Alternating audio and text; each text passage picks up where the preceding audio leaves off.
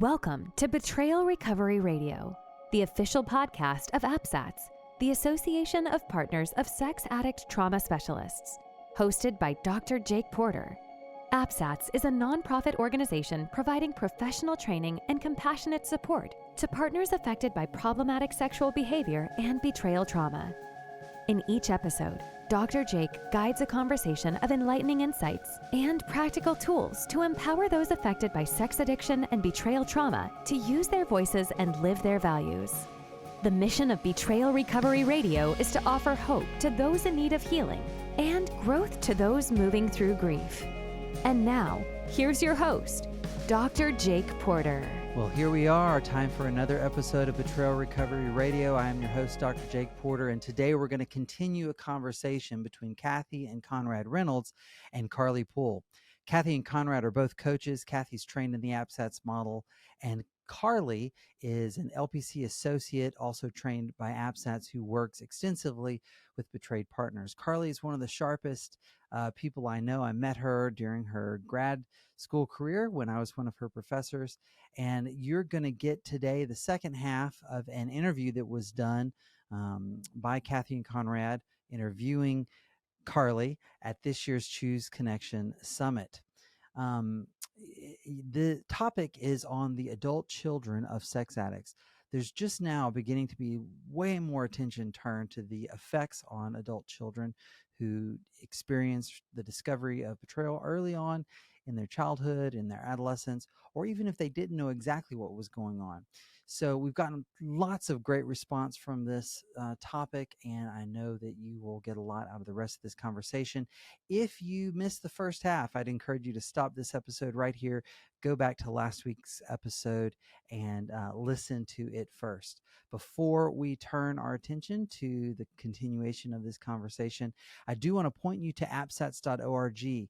There you're going to find lots and lots of helpful information, a directory of Apsats trained professionals, a calendar of training events coming up. Every single month, Apsats is doing something to further promote excellence in care for betrayed partners. So go there, a.p.s.a.t.s.org, and learn more. Okay.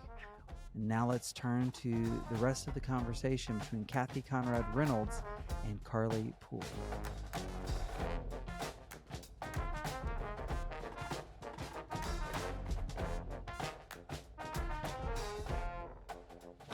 Okay, so Carley, let's move on to your next question. So, do you think the amount or type of acting out influences how these characteristics develop? I like this question too. Yes and no. My answer: does the amount and type of acting out affect the child? I think the way that it affects the family system affects the child, which grows into the adult child. And so let's talk about some examples. Okay. If we have a partner whose husband is addicted to pornography, and it's only pornography, and perhaps that partner their value system does not align with that, because before people are like labeled partners, some people are fine with pornography, right? But then you have this one partner who is not, and it's a direct insult and injustice on the marriage. And so it affects that partner. And so she can experience the same trauma symptoms as a result of that. Okay. Compare it to a partner whose husband had multiple affairs, went to brothels and acted out in many ways. Okay. It's hard for me to say that that partner will respond more excessively than the partner whose husband was just addicted to pornography. But do you know where I'm going with this? Yeah, keep going. And when she says just addicted to pornography, I want to clarify, Carley is in no way minimizing pornography addiction Oh, no. at all. I mean, you're just Yeah. saying that the primary addiction is pornography. It has not crossed over into any lines of acting out with other people. Right. Thank you, Kathy. Yeah, of course not. It's that's the primary addiction Primary addiction, right? compared to other other ways of acting out, or how we understand the sexual template. If the husband's sexual template is more pervasive in different ways, the response from the partner might look the same. No, it might, and often does. Yeah. Really does. The response looks the same, and so the effect on the child, I don't want to say the same, because there are variables like what is the family system already, what are the things that are good and healthy, like does the family have a good support system already, is grandma and grandpa around, are there aunts, uncles, and so the question is, does the amount and type affect the child? Yep. No, in the sense that betrayed partners are betrayed partners, okay, and their responses are very similar. Yes, if the external variables are different. I don't know if I'm making sense. You're making sense. Okay. You're making absolute sense. In other words, it's not a cookie cutter answer. Yeah, It just depends yeah, on a lot of different factors. So in our story, there was a lot of family support. My kids had incredible grandparents who were a huge part of their life and a Mm. huge support to them and to us. So it mattered. It really mattered. So in other words, if children did not have that sort of extra support, I can see that it would be very different. It would be a lot harder for those children Yeah, to daily lives. There's no safe place. My youngest, because he was, of course, younger at the time of discovery. So that means that he is the one who got to see all of the trauma that I experienced. mm, yeah, His grandmothers were his uh, secure attachment. It was not me. They were the ones who kept him safe. So that matters. So anyway, um, that's digressing on your question, but I hear what you're saying. I wanted to say something about porn addiction and what you mentioned about the betrayal being the same.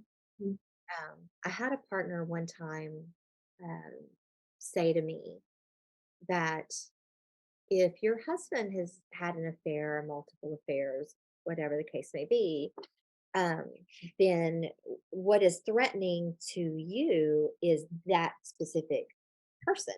yeah, If your husband is addicted to pornography, then every woman feels like a threat, yeah, whatever type of pornography, everyone.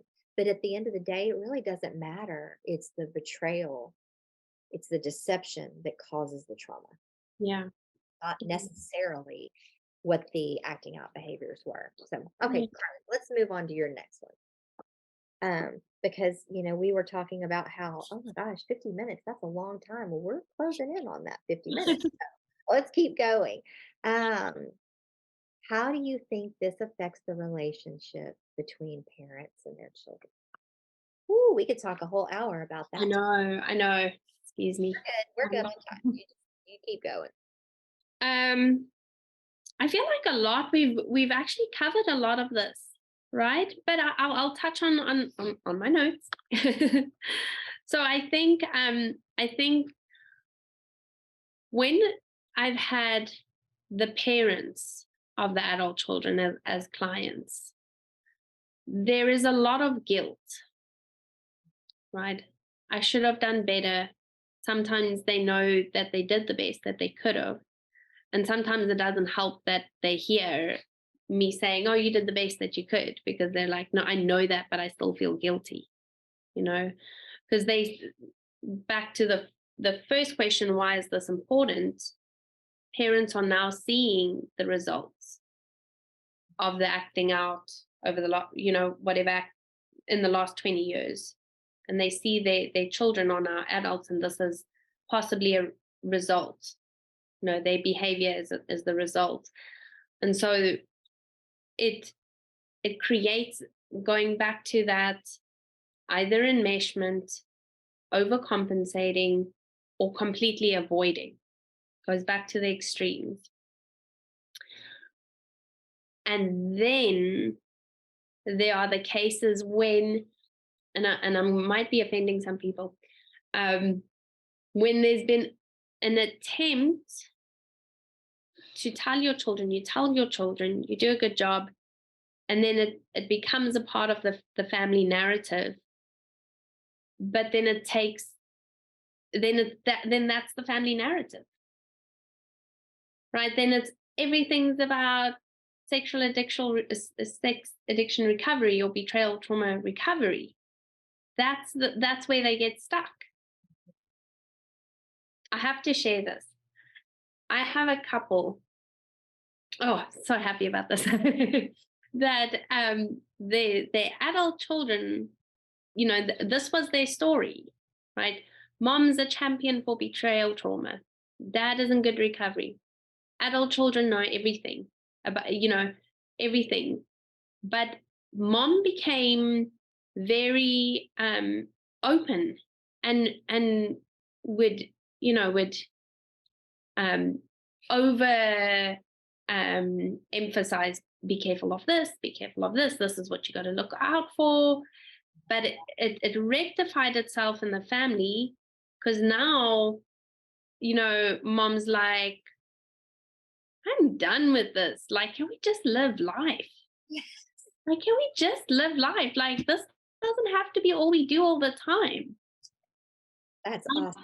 Good for her. Good for you if you're listening. You know you are. I love that. What an awesome place to land. Yeah. So it can go either way, or when the children know, then sometimes families simmer in that for way too long, when there's post growth, when you can grow beyond it. Absolutely. Yes. Yeah. That you talking about that being the family narrative. Yeah. I think I was in danger of that for a while personally. So I was saying that, but like this other partner you talked about, Carley, I arrived at at that place of post-traumatic growth. Yes, I want to be a voice for this, and this is my passion. This is what I'm called to do, but I want to live my life. So come 5:00, I cut it off. Right. When I'm with my granddaughter, my very first little grandbaby, I'm not thinking about this stuff. I'm living my life. Yes. But Kathy, I do want to say, like, there's an abundance of understanding of why families stay there, because it's the safest they've ever been. Moving out of that space is terrifying. Yes. That's good, Carley. Right. So soaking yourself in recovery is your safety blanket. For sure. So there's no labeling or judgment about it, right? Yeah.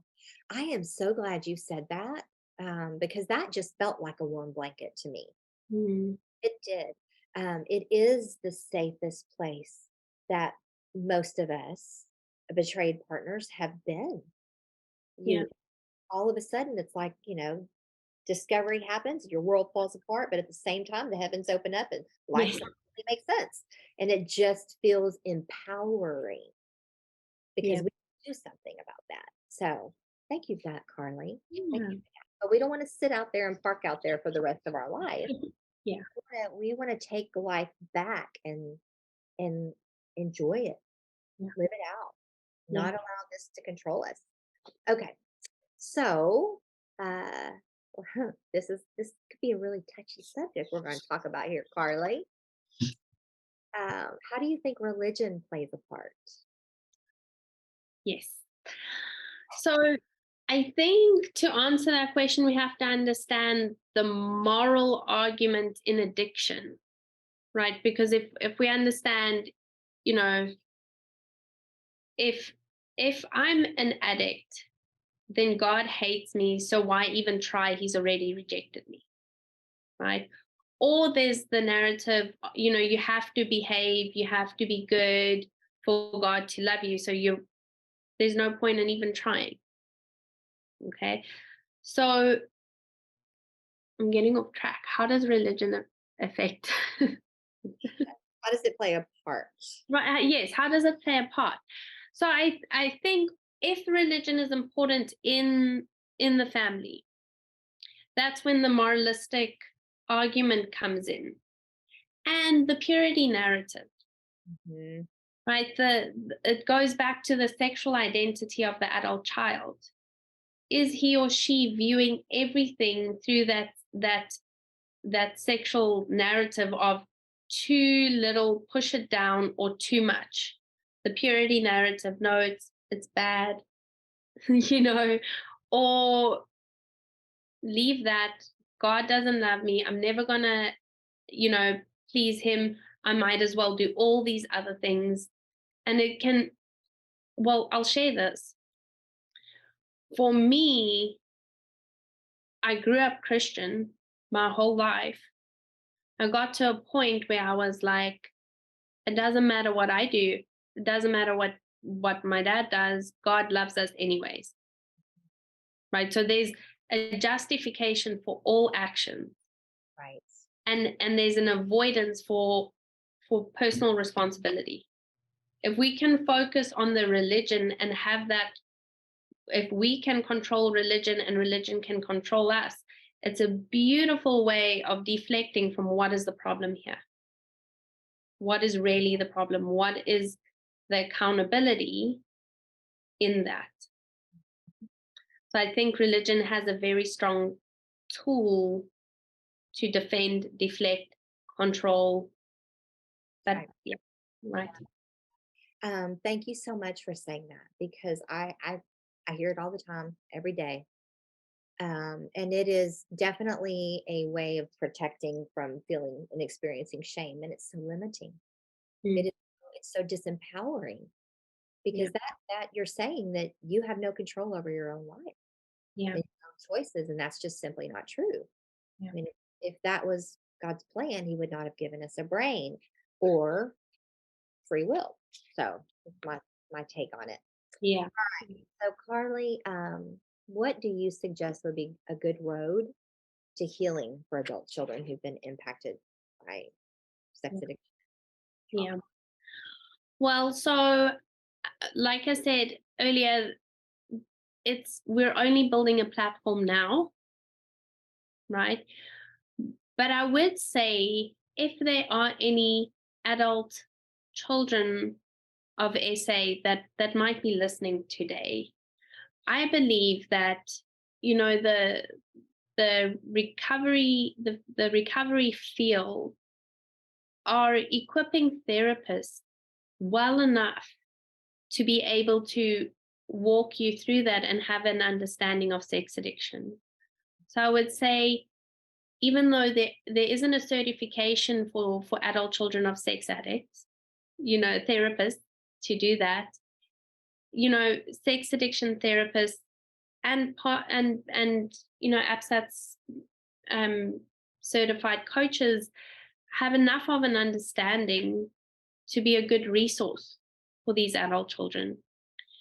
And I would say educating yourself on what is sex addiction and how it affects your understanding, and support groups. I know support groups are starting to brew, they're coming out. And I think I'm going to call to action adult children of sex addicts to say that it is your responsibility to take care of yourself, right? Letting go of the shame, letting go of this is me, that is my parents, and knowing that every single morning when you wake up, you have a choice to make. between life or death. Are you going to choose life and step into healing? Or are you going to step into, no, I don't want to face this. My parents messed me up and that's it. No. And so there is a part of struggle to be expected, but it's part of the growth. Yeah. Mm. Everything worth having requires sacrifice and effort. Mm. So I appreciate that call, Carley, that you put out there for people to take control of their own life. Yeah. If we spend our life blaming, I mean, let's acknowledge that's where it started, but if we spend our life putting all of the burden of responsibility and blame on Mhm. our parents, Yeah. we're completely disempowered, and we remain a victim to that, and it just simply does not have to be that way. Yeah. So, do you have any specific, and I'm putting you on the spot here, it's not something we discussed, but do you have any specific resources? Because if you pull up sex addiction, I mean, you're going to get all kinds of stuff. Any resources that you can offer that would be good for people? Ta-da! Yeah. I think I've had about 6 therapists text me, including you. Look what I got. The first book, A Light in the Dark, Ken Adams. I just released this. And that's, guys, this is why I started off with it's taken too long. For It's taken sure. too long. I would say reaching out to a CSAT. If you're an adult child, reach out to a CSAT and ask for resources. I bet you the CSAT's going to put it on their support group and they're going to find a therapist for you. So tell them how they can find a CSAT. Go to the CSAT website. I think, right? Yes, it's ITAP. I think Yes. it's .org. I don't know.